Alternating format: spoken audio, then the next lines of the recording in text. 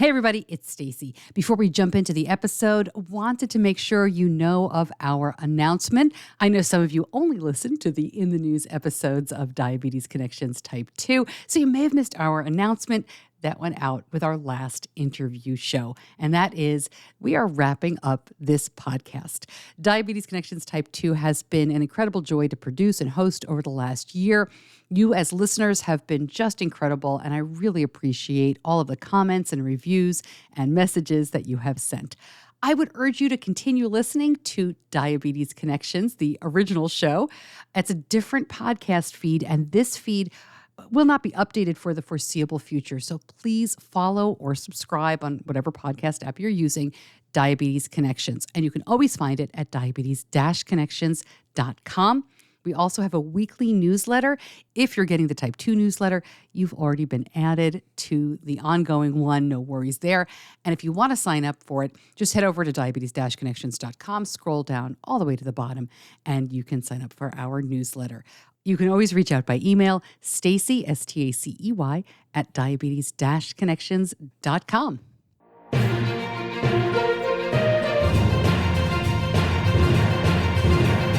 Hello and welcome to Diabetes Connections in the News. I'm Stacey Sims, and every other Friday, I bring you a short episode with the top diabetes stories and headlines happening now. Our top story this week, a couple of quick updates from the JP Morgan Healthcare Conference. Dexcom CEO Kevin Sayer expects to launch a 15-day sensor in the second half of the year. That is in front of the FDA right now. Abbott has that 15-day sensor with the Freestyle Libre 2 Plus and Libre 3 Plus that FDA cleared those in 2023. Sayer also talked about expanded insurance coverage for the G7 to include more people with type 2. The company has begun work on a next-generation CGM, smaller, less expensive, Sayer says better electronics, and they are studying new sensor probes. He's talked about that with us here, which can support measuring other things like lactate or ketones, in addition to insulin. TrialNet reaches a big milestone. More than 250,000 people have learned their risk of developing type 1 through that screening.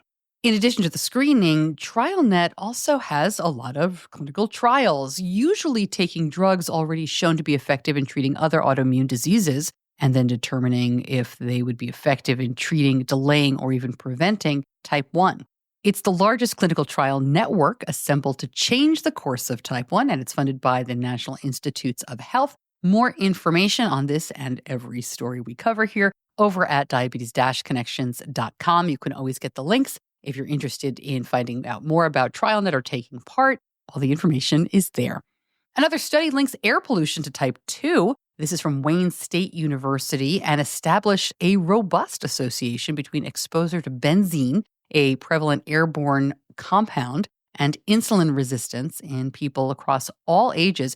The research showed that changes can start showing up within just 7 days of exposure.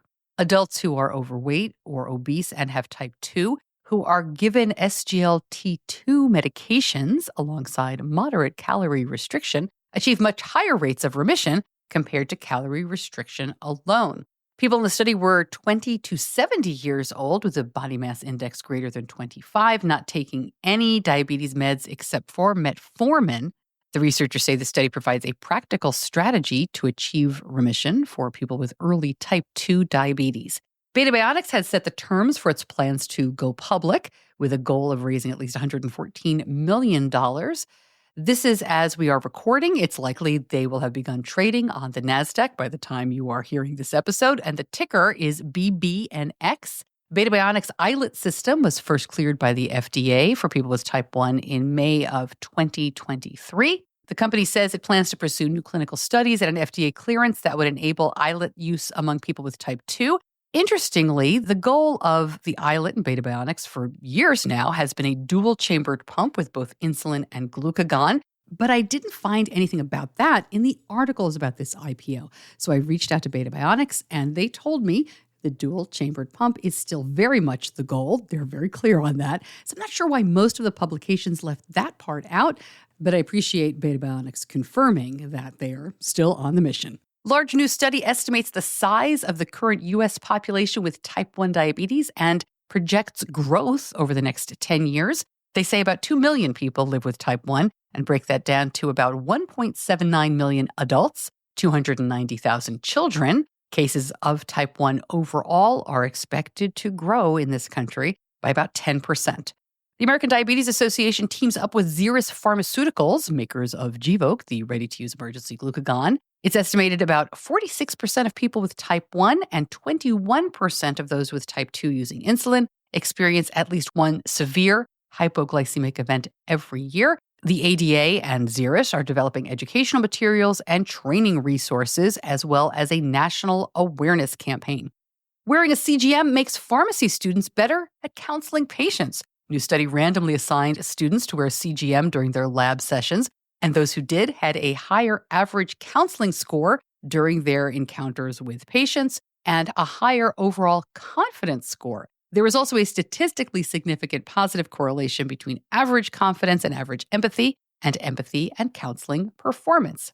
And finally, I was rooting for the Bills, but I was also rooting for Mark Andrews, of course, the Baltimore Ravens tight end who lives with type 1, got a lot of negative attention after he was not able to catch that game-tying 2-point conversion.